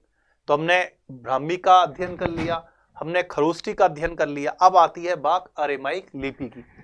देखिए, अरेमाइक लिपि जो है भारत में अकमेनिड फारसी शासन जो स्थापित हुआ था ईरान की तरफ से, उसके दौरान उत्तर पश्चिमी भारत, गांधार और सिंध में प्रचलन में आई। अर्थात जो अरेमाइक लिपि थी ये मूलतः फारस से भारत में आई थी और जब फारसियों ने 6ठी शताब्दी ईसा पूर्व में भारत के पश्चिमी हिस्से को जीत लिया तो उसके माध्यम से इसका भारत में भी असर होने लग गया। इसका प्रयोजन मुख्य रूप से प्रशासनिक लेखन और अशोक के उत्तर पश्चिमी शिलालेखों में हुआ है, जैसे कि कांधार का जो द्विभाषी शिलालेख है वो अरेमाइक का एक महत्वपूर्ण शिलालेख है भारत के संदर्भ में। और भारत में अरेमाइक का सबसे बड़ा प्रभाव खरोष्टी लिपि पर पड़ा और माना जाता है कि अरेमाइक से ही खरोष्टी लिपि विकसित हुई थी। अर्थात अरेमाइक लिपि के जो शिलालेख हैं भारत में वो बिल्कुल रेयर हैं और इसका एक महत्वपूर्ण नमूना जो है वो कांधार का द्विभाषी अभिलेख है, जो कि ग्रीक और अरेमाइक दोनों में जारी किया गया है। किसके द्वारा? अशोक के द्वारा। बाकी इस लिपि का जो है उसके बाद कोई भारतीय इतिहास में उल्लेख नहीं मिलता है। अब बात आती है ग्रीक लिपि। वास्तव में वो लिपि जिसने की ब्राह्मी लिपि और खरोष्टी लिपि दोनों के उद्वाचन में योगदान दिया। ग्रीक लिपि इतनी महत्वपूर्ण थी कि जो भारत में पश्चिमी भाग में शासन करने वाले शासक थे, चाहे वो इंडो ग्रीक्स हों, उन्होंने सबसे पहले ग्रीक लिपि को अपनाया। उसके बाद आने वाले शकों ने, कुषाणों ने, पहलवों ने, इन्होंने भी ग्रीक लिपि को अपनाया। और महत्वपूर्ण बात क्या होती थी कि ये शासक अक्सर अपने अभिलेखों को द्विलिपि में प्रकाशित करते थे, चाहे सिक्का हो चाहे अभिलेख हो। एक लिपि ग्रीक रहती थी और दूसरी तरफ खरोष्टी लिपि रहती थी या ब्राह्मी लिपि रहती थी। और इसी वजह से ब्राह्मी और खरोष्टी लिपियों को भी पढ़ लिया गया, क्योंकि ग्रीक में जो बात लिखी होती थी सिक्कों पर, वही बात दूसरी तरफ ग्रीक और खरोष्टी में लिखी रहती थी। तो इस लिपि ने भारत की जो दूसरी लिपियां थी, अपनी समकालीन लिपियां, उनको पढ़ने में बहुत मदद की। देखिए, ग्रीक लिपि जो थी भारत में अलेक्जेंडर कनिंघम के जो आक्रमण हुआ 326 ईसा पूर्व में, और बाद में इंडो ग्रीक शासकों के कारण अस्तित्व में आई। और इसका प्रयोग उत्तर पश्चिमी भारत, गांधार, पंजाब, तक्षशिला और अफगानिस्तान में देखा जाता है। ग्रीक लिपि का प्रयोग मुख्य रूप से मुद्राओं पर, कॉइन्स पर हुआ। इंडो ग्रीक्स के सिक्कों, इंडो स्काइथन या शकों के सिक्कों, इंडो पार्थियंस अर्थात पहलव के सिक्कों और कुषाण राजाओं के सिक्कों पर ग्रीक लिपि में खूब लेखन कराया गया। अशोक का जो कांधार द्विभाषी शिलालेख है ग्रीक और अरेमाइक में, वो भारत में ग्रीक लिपि का महत्वपूर्ण उदाहरण है। लेकिन भारतीय शिलालेखों में ग्रीक लिपि का कोई बहुत ज्यादा उपयोग नहीं मिलता। यह मुख्यतः सीमित ही रहा और इसका ज्यादा प्रयोग नहीं किया गया। लेकिन हाँ, सिक्कों पर ग्रीक लिपि का खूब भरपूर प्रयोग किया गया है। और ये मुख्य रूप से भारत का जो उत्तर पश्चिमी इलाका था, गांधार, अफगानिस्तान का इलाका, यहाँ से इसके शिलालेख प्लस इसके जो सिक्के हैं इस लिपि में लिखे हुए, हमें वो भरपूर मात्रा में प्राप्त होते हैं। अब बात आती है गुप्त लिपि की।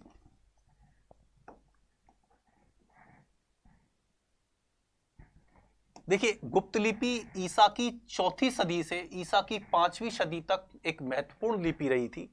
और गुप्त शासकों के अभिलेखों में इसका खूब वर्णन मिलता है। और मैंने बताया कि किस प्रकार चार्ल्स विल्किंस ने इस लिपि को डिकोड करने में सफलता प्राप्त की थी।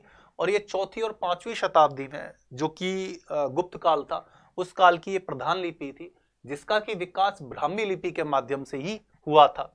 सिद्ध मृतिका लिपि। सिद्ध मृतिका लिपि कोई विशेष रूप से विकसित लिपि नहीं थी, बल्कि ये ब्राह्मी लिपि से ही एक विकसित लिपि थी। और मुख्य रूप से इसका प्रयोग 7वीं से 12वीं शताब्दी में नालंदा, विक्रमशिला, सोमपुरी, उदंतपुरी, जगदल जैसे बौद्ध विश्वविद्यालयों में मिलता है। इसमें मृतिका मोहरों पर प्राय सिद्धम शब्द का प्रयोग, बौद्ध मंत्र और बीजाक्षर ही, हु, क्री आदि और विहार और भिक्षु संघ के नाम सिद्धम लिपि में अंकित मिलते हैं। अर्थात गुप्त काल की जो परवर्ती लिपि थी, उसको एक रूप हमें सिद्ध मृतिका लिपि के रूप में नजर आता है, जिसका कि प्रयोग विशेष रूप से बौद्ध संघ और बौद्ध धर्म के ग्रंथों के अंतर्गत किया जाता था। कुटिल लिपि। कुटिल लिपि गुप्तकालीन लिपि से ही विकसित लिपि थी, जिसका समय 6वीं शताब्दी से 9वीं शताब्दी तक माना जाता है। स्पेशली ईसा की 6वीं शताब्दी से 9वीं शताब्दी तक समूचे उत्तर भारतवर्ष की लिपि, जो गुप्तकाल का लिपि का परिवर्तित रूप था, उसे ही कुटिल लिपि का नाम दिया गया था।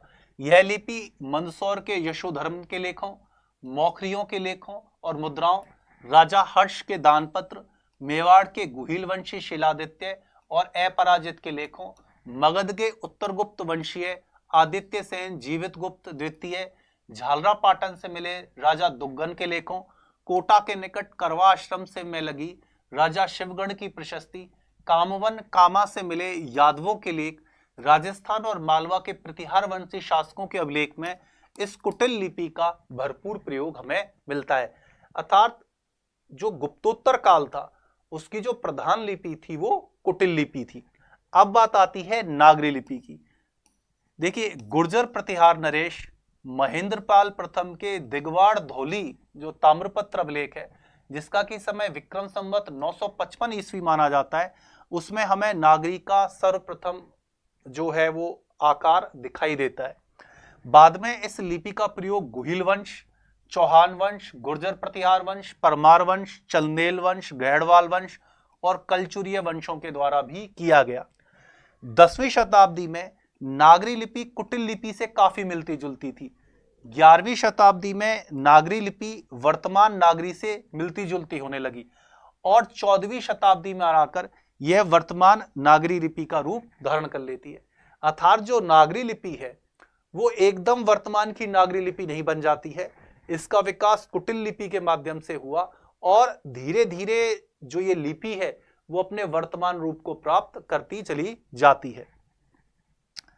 लेकिन एक और महत्वपूर्ण बात है कि नागरी लिपि भारत में, उत्तर भारत के संदर्भ में तो ये 10वीं शताब्दी से मिलती है, लेकिन दक्षिण भारत में नागरी लिपि जो है वो अपेक्षाकृत पहले मिलने लग जाती है। जैसे कि दक्षिण भारत में वर्तमान नागरी से मिलती जुलती लिपि उत्तरी भारतवर्ष की तुलना में पहले अर्थात 8वीं सदी में मिलने लगती है और सबसे पहले राष्ट्रकूट नरेश दंती दुर्ग के समानागढ़ दानपत्रों में यह मिलती है। इसके अलावा राष्ट्रकूट नरेश गोविंद द्वितीय के धुलिया दानपत्र अभिलेख में भी इस नागरी लिपि का दर्शन हमें होता है। अर्थात उत्तर और दक्षिण में नागरी लिपि के अभिलेख हमें इस काल से मिलने लग जाते हैं, लेकिन मोटे तौर पर नागरी लिपि का जो काल है वो 10वीं शताब्दी माना जाता है। दक्षिण भारत में जो ये राष्ट्रकूट अभिलेखों में मिल रही है इसे अपवाद स्वरूप माना जाना चाहिए। अब आती है शारदा लिपि, जो कि 10वीं शताब्दी से हमें भारत में दिखाई देने लगती है। शारदा लिपि का क्षेत्र क्या था? 10वीं शताब्दी से शारदा लिपि पंजाब के अधिकांश भाग, कश्मीर और हिमाचल प्रदेश के प्राचीन शिलालेखों, दानपत्रों, सिक्कों और हस्तलिखित पुस्तकों में मिलती है। यह लिपि भी नागरी की भांति ही कुटिल लिपि से ही निकली थी। शारदा लिपि का सबसे पहला अभिलेख जो है 10वीं शताब्दी का है, जो कि बैजनाथ मंदिर की 2 प्रशस्तियां हैं। लेकिन यदि शारदा का प्राचीनतम रूप देखा जाए, जिसको कि आद्य शारदा कहते हैं, वो हमें अफगानिस्तान के गदरेज के गणेश की संगमरमर की मूर्ति से प्राप्त हुआ है, जिसको कि तुर्क शाही शासक खिंगल ने उत्कीर्ण करवाया था और जो लगभग 8वीं शताब्दी का माना जाता है। जेपी वोगल एक पुरातत्ववेत्ता थे जिन्होंने एंटिक्विटीज ऑफ चंबा स्टेट में शारदा लिपि में लिखे अभिलेखों का अच्छा वर्णन किया है। यह लिपि मोटे तौर पर 13वीं शताब्दी तक इस क्षेत्र में प्रचलित रही। कश्मीर के वर्मन वंश के सिक्कों पर शारदा लिपि पूर्णतया विकसित रूप में दिखाई देती है। अर्थात जो शारदा लिपि का जो क्षेत्र था वो मूल रूप से भारत का पर्वतीय क्षेत्र था, हिमाचल प्रदेश, कश्मीर और पंजाब का लगता हुआ इलाका। हालांकि इसका प्राचीनतम जो शिलालेख है वो हमें अफगानिस्तान तक हमें जाकर मिलता है। अब बात आती है बंगाली लिपि की। देखिए, बंगाली लिपि का जो उद्भव था वो मोटे तौर पर 11वीं शताब्दी से माना जाता है और बंगला लिपि भारत के पूर्वी भाग अर्थात मगध की ओर से नागरी लिपि से निकली थी और बिहार, बंगाल, मिथिला, असम, उड़ीसा से मिलने वाले बहुत सारे अभिलेखों, दानपत्रों, सिक्कों, हस्तलिखित पुस्तकों पर यह लिपि पाई जाती है। इसका विकास हमें किस तरह से दिखाई देता है ये भी बहुत महत्वपूर्ण है। देखिए, पाल वंश का जो शासक नारायण पाल था अर्थात 10वीं शताब्दी तक इस क्षेत्र में मूल नागरी लिपि प्रचलित रही। 11वीं शताब्दी में पाल नरेश विनय पाल का जो देवपाड़ा अभिलेख है, पहली बार नागरी लिपि से उसमें थोड़ी भिन्नता दिखाई देती है और इसी समय कामरूप का वैद्यनाथ के जो दानपत्र हैं, असम से मिलने वाले बलभद्र के दानपत्र हैं, उसमें प्रत्येक की नागरी लिपि से यदि तुलना की जाए तो आई रे से में बड़ा अंतर पाया जाता है। इस प्रकार लेखन शैली में क्रमशः परिवर्तन होते होते वर्तमान बंगला लिपि 11वीं शताब्दी के बाद अपने अस्तित्व को प्राप्त करने लग जाती है। देखिए, चार्ल्स विल्किंस वो पहले व्यक्ति थे जिन्होंने 1778 ईस्वी में बंगाली लिपि की वर्णमाला तैयार की थी। उसके कारण ये जो शिलालेख प्राप्त हो रहे थे 11वीं शताब्दी के बाद के पूर्वोत्तर भारत से, उन अभिलेखों को पढ़ लिया गया। अब बात आती है कलिंग लिपि की, जिसका कि समय मोटे तौर पर 7वीं से 11वीं शताब्दी माना जाता है। जो कलिंग लिपि है वो उड़ीसा के गंजाम जिले से तमिलनाडु के चिक्काल के मध्य कलिंग लिपि के साक्ष्य प्राप्त होते हैं, और जिसका की समय 11वीं से 7वीं से 11वीं शताब्दी में रहा है। और इस समय का जो पहला ताम्रपत्र है वो पूर्वी गंग शासक देवेंद्र वर्मन का है, अर्थात जो गंग शासक जो थे, जो कि इस इलाके में शासन करते थे, उनके द्वारा कलिंग लिपि का प्रयोग किया गया। सरशीर्ष लिपि, सरशीर्ष लिपि को वेंडल के द्वारा खोजा गया था, और ऐसा प्रतीत होता है कि यह केवल पूर्वी भारत में प्रचलित थी तथा ब्राह्मी के किसी प्राचीन रूप से इसका विकास हुआ था। रंजना लिपि 11वीं शताब्दी से अस्तित्व में है। इस लिपि का उद्भव भी 11वीं शताब्दी के आसपास ब्राह्मी लिपि से हुआ था, और यह मुख्यतः नेपाली भाषा के लिए प्रयुक्त होने वाली लिपि है। साथ ही में यह बौद्ध मठों में प्रयुक्त होने वाली लिपि भी थी, जिसका कि प्रयोग भारत से लेकर पूर्व तथा मध्य एशिया के मठों में भी इस रंजना लिपि का प्रयोग किया जा सकता। देखिए, जो लिपि मैं आपको बता रहा हूं, उनका क्षेत्र काल हमको याद रखना बहुत जरूरी है, क्योंकि आपसे पूछ सकता है कि यह लिपि किस क्षेत्र में प्रचलित रही, किन किन शासकों के अभिलेख इस लिपि के अंतर्गत मिलते हैं, और इस लिपि का काल क्या है। तो ये हमारे लिए महत्वपूर्ण हो जाता है। अब बात आती है दक्षिण भारत की लिपियों की। देखिए, तमिल भाषा में जो प्राचीनतम लिपियां मिली हैं, प्राकृत के आंशिक प्रभाव से युक्त, वो मदुरई अर्थात तमिलनाडु के आसपास की गुफाओं में उत्कीर्ण की गई हैं, और इन्हें तमिल ब्राह्मी लिपि की संज्ञा दी गई है, क्योंकि तमिल भाषा को ब्राह्मी से विकसित ही एक लिपि में लिखा गया था, इसलिए इसको तमिल ब्राह्मी कहा जाता है। आई महादेवन तमिल ब्राह्मी लिपि के विकास को 2 चरणों में रेखांकित करते हैं। पहला, आरंभिक तमिल ब्राह्मी, जिसका कि समय ईसा पूर्व 2री शताब्दी से ईसा की 1ली शताब्दी तक है, और दूसरा उत्तर तमिल ब्राह्मी, जिसका समय ईसा की 2री सदी से ईसा की 4थी सदी तक है। देखिए, पूर्व मध्यकाल में विशेष रूप से 8 से 12 शताब्दियों के मध्य में हमें दक्षिण भारत में 3 प्रमुख लिपियों का विकास दिखाई देता है। कौन कौन सी लिपियां? ग्रंथ लिपि, तमिल लिपि और वटे लत्तू लिपि, जिसमें प्रथम का प्रयोग संस्कृत के लिए किया गया था, संस्कृत भाषा के लिए, और दूसरी तीसरी लिपि का प्रयोग तमिल भाषा के लिए किया गया था। अब बात आती है तमिल लिपि की। तमिल लिपि का तो हम आगे भी अध्ययन करेंगे, अभी तमिल लिपि के बारे में थोड़ा सा देख लेते हैं कि तमिल लिपि सर्वप्रथम 7वीं शताब्दी में पल्लव राज में उपयोग में लाई गई थी। आधुनिक तेलुगु और कन्नड़ की लिपियां सबसे पहले 14वीं और 15वीं शताब्दी में अस्तित्व में आई थी, और इसी समय इन लिपियों से मलयाली लिपि का विकास भी हुआ था। किससे? ग्रंथ लिपि से। अब बात करते हैं हम दक्कन की तेलुगु कन्नड़ लिपि, 5वीं से 6ठी शताब्दी।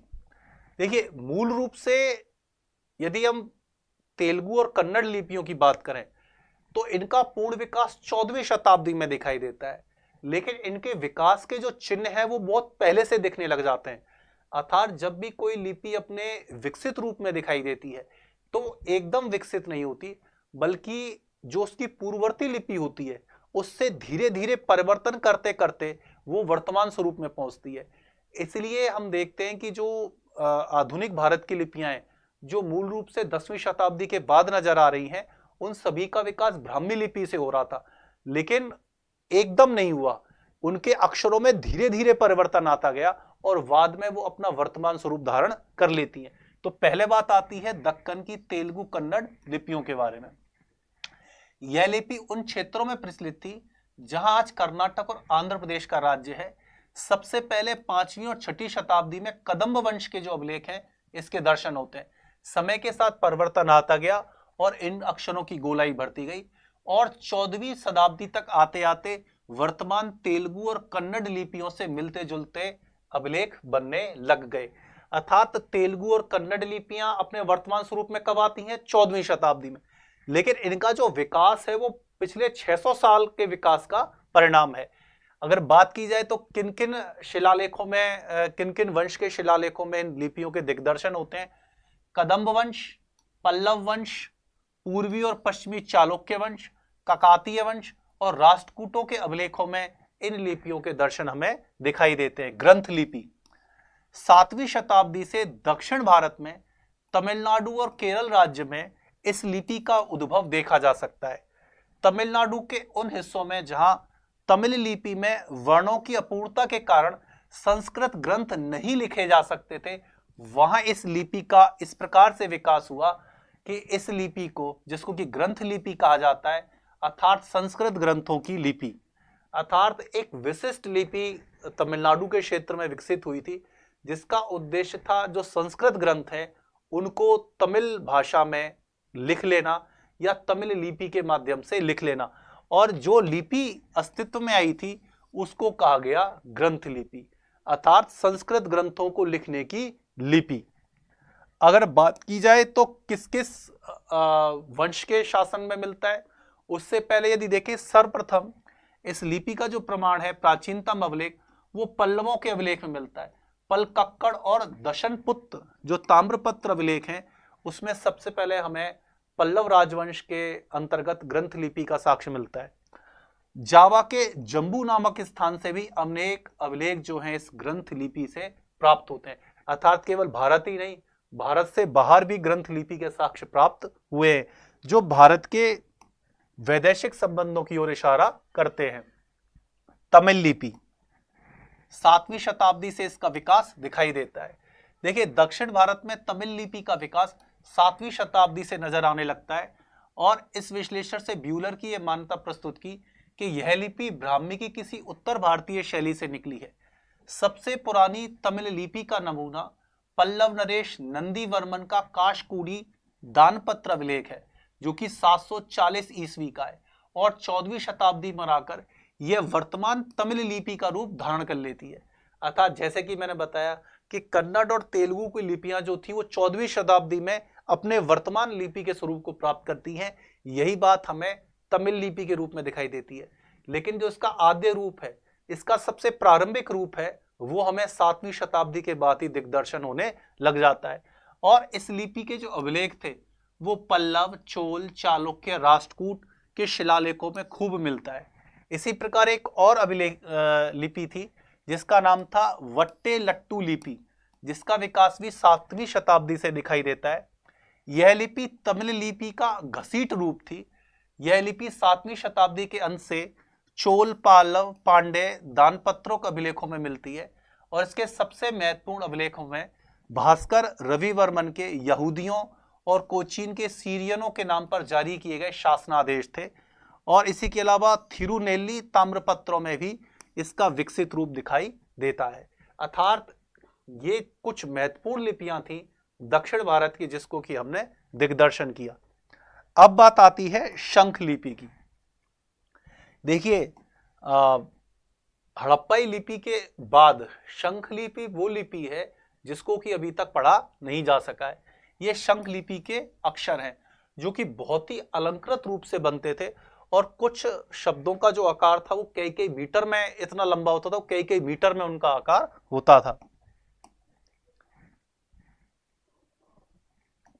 यदि बात की जाए कि शंख लिपि का शब्द का प्रयोग किसके द्वारा किया गया, तो सर्वप्रथम जेम्स प्रिंसेप ने 1837 में शंख लिपि शब्द का प्रयोग किया था, जबकि 1836 में उत्तराखंड के उत्तरकाशी के बरहट से प्राप्त पीतल के त्रिशूल पर इस लिपि को अंकित देखा गया। जेम्स प्रिंसेप ने इस लिपि को पहचान कर इसका यह नामकरण किया था। इस लिपि के अक्षरों को अलंकारिक और घसीट शैली में लिखा गया है, जिसके कारण एक अक्षर दूसरे से जुड़ जाते हैं। अक्षरों की द्वितीय विशेषता अनेक बार इनका वृहत आकार है, कभी कभी 1 फुट से लंबाई तक के मिलते हैं।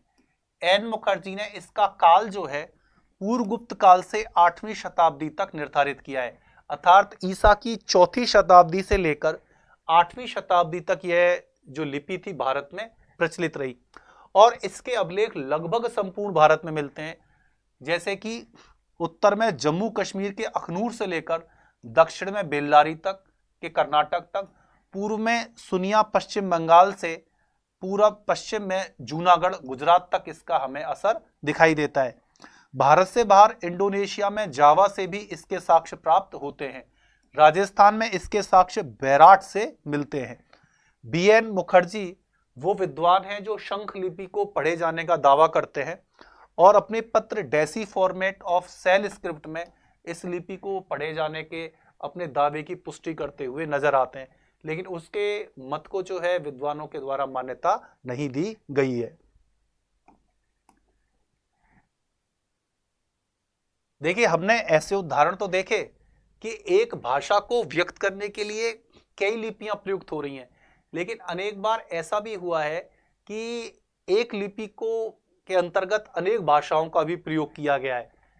देखिए, प्राचीन अभिलेखों में जैसे कि मैंने बताया कि एक ही भाषा को लिखने के लिए कई लिपियों का प्रयोग किया जाता था, और इस प्रकार का सबसे पहला प्रयोग किसके द्वारा किया गया था? अशोक के द्वारा, जब उन्होंने कांधार का जो द्विभाषी अभिलेख जारी किया था, जो कि ग्रीक और अरेमाइक में था, वो भारत में द्विलिपि का पहला उदाहरण है।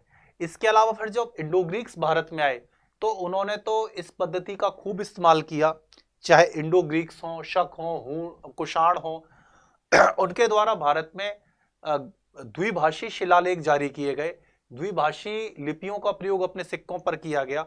ज्यादातर उनके जो लिपि शिलालेख होते थे वो ग्रीक और ब्राह्मी में होते थे, कुछ वो ग्रीक और अरेबाइक में भी मिलते हैं। तो इस प्रकार हमें देखता है कि इस प्रकार का जो प्रयोग था वो लगातार भारत में चलता रहा। दक्षिण में पत्तदाकल के चालुक्य शासक कीर्तिवर्मन सेकंड के काल से बहुत बड़े बड़े अभिलेखों लिखने का प्रचलन आरंभ हुआ। इनकी भाषा तो संस्कृत है, लेकिन लिपि जो है वो त्रिस्तरीय लिपि है, सिद्ध मृतिका, इसके अलावा आरंभिक तेलुगु और कन्नड़ लिपियां।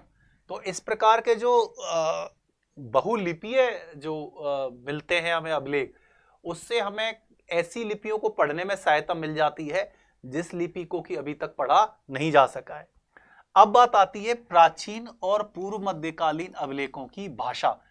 हमने लिपियों का तो अध्ययन कर लिया, लेकिन जैसे कि मैंने बताया कि लिपियां जो होती थी वो किसी भी भाषा को लिखित रूप में प्रस्तुत करने का माध्यम बनती थी। और यदि इस आधार से देखा जाए तो अशोक के अभिलेखों सहित प्राचीनतम ब्राह्मी लिपि लेखों की जो भाषा है वो हमेशा प्राकृत रही है, जिसे मध्य इंडो आर्यन भाषा भी कहा जाता था। और पहली शताब्दी से लेकर चौथी शताब्दी के बीच अधिकांश लेखों की भाषा संस्कृत और प्राकृत का मिश्रण थी। पश्चिमी छत्र शासक रुद्रदामन के जूनागढ़ अभिलेख में पहली बार संस्कृत का एक लंबा शिलालेख हमें प्राप्त हुआ था। देखिए, ब्राह्मी जो थी वो लंबे समय से प्राकृत भाषा के माध्यम से अपने रूप को प्रकट करती थी, और प्राकृत भाषा का जो इस्तेमाल था वो मूल तौर से चौथी शताब्दी ईसा पूर्व से ईसा की तीसरी शताब्दी तक प्राकृत चलती रही। लेकिन हम क्या देखते हैं कि संस्कृत, पूर्ण संस्कृत में लिखा गया जो पहला शिलालेख था वो रुद्रदामन का जूनागढ़ शिलालेख था। लेकिन ऐसा नहीं था कि उससे पहले संस्कृत का प्रयोग शिलालेखों में नहीं होता था। हम राजस्थान से कई शिलालेख देखते हैं, हमें भारत से भी अनेक ऐसे शिलालेख दिखाई देते हैं जहां पर संस्कृत का प्रयोग प्राकृत के साथ किया जा रहा है, लेकिन वहां भाषा मिश्रित हुआ करती थी, अर्थात कुछ भाषा प्राकृत में है, कुछ भाषा संस्कृत में। लेकिन जब ईसा की दूसरी शताब्दी का जूनागढ़ शिलालेख आया तो उसमें प्राकृत का बिल्कुल भी इस्तेमाल नहीं किया गया और पूरा का पूरा शिलालेख संस्कृत भाषा में ही खुदा था। ये एक महत्वपूर्ण बात थी। हम देखते हैं कि ईसा की तीसरी शताब्दी तक प्राकृत और संस्कृत साथ साथ यूज होती रही, लेकिन जैसे ही गुप्त काल आरंभ होता है, ईसा की चौथी शताब्दी आरंभ होती है, संस्कृत प्राकृत का पूरी तरह से स्थान ले लेती है और उसके बाद संस्कृत के अभिलेख ही भाषाओं में जारी होने लगते हैं। लिपि कोई भी हो सकती है, लेकिन चौथी शताब्दी से भाषा जो थी वो संस्कृत हो जाती है। इसी प्रकार यदि दक्षिण भारत की बात की जाए तो सुदूर दक्षिण में नागार्जुनीकोंडा आंध्र प्रदेश जैसे स्थानों पर संस्कृत और प्राकृत भाषाओं के अभिलेख ईसा की तीसरी और चौथी शताब्दियों से प्राप्त होने लगते हैं। अर्थात उत्तर भारत की तुलना में दक्षिण भारत में प्राकृत भाषा ज्यादा समय तक प्रचलित रहती है।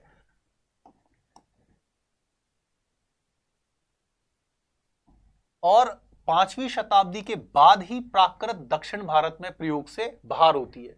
अर्थात जहां उत्तर भारत में वो चौथी शताब्दी से पहले खत्म हो जाती है, वही दक्षिण भारत में और 150-200 सालों तक प्राकृत भाषा जो है वो संस्कृत के साथ साथ अभिलेखों के अंतर्गत चलती रहती है।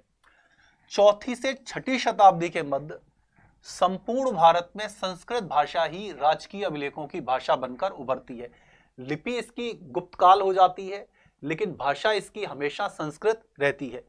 और इस काल में न केवल संस्कृत भारतीय उपमहाद्वीप में बल्कि दक्षिण पूर्व एशिया के अन्य क्षेत्रों में भी कुलीन संस्कृति राजनीतिक सत्ता और धार्मिक सत्ता का प्रतीक रूप में स्थापित होती है। अर्थात इस भाषा के शिलालेख इस दौर में न केवल भारत बल्कि दक्षिण पूर्व एशियाई राजवंशों के माध्यम से भी प्राप्त होते हैं। उत्तर गुप्त काल में संस्कृत के साथ साथ बहुत सारी प्रादेशिक भाषाओं और लिपियों का उद्भव होने लगता है और धीरे धीरे वो अपना समानांतर अस्तित्व बनाने लगती हैं। स्वयं संस्कृत में भी गैर संस्कृत उद्भव वाले शब्दों का प्रयोग होने लगता है। यदि दक्षिण भारत की बात की जाए तो प्राचीन तमिल भाषा और तमिल ब्राह्मी लिपि का प्रयोग दूसरी शताब्दी ईसा पूर्व में हमें मिलने लगता है। अर्थात प्राचीन तमिल भाषा जो थी वो तमिल लिपि के तुलना में बहुत पहले आ जाती है। आप देख रहे हैं कि तमिल लिपि तो हमें 7वीं शताब्दी से दिखाई देती है, जिसका कि पूर्ण विकास 14वीं शताब्दी में होता है, लेकिन जो तमिल भाषा है वो प्राचीन जो दक्षिण भारत है उसमें द्वितीय शताब्दी ईसा पूर्व से ही वो दिखने लग जाती है। और पल्लव अभिलेखों में ये बात महत्वपूर्ण हो जाती है कि द्विभाषी अभिलेख जारी किए जाते थे हमेशा दक्षिण भारत में पल्लवों के काल में, जहां संस्कृत और जो प्राकृत भाषा थी उसमें बातों को अपनी रखा जाता था।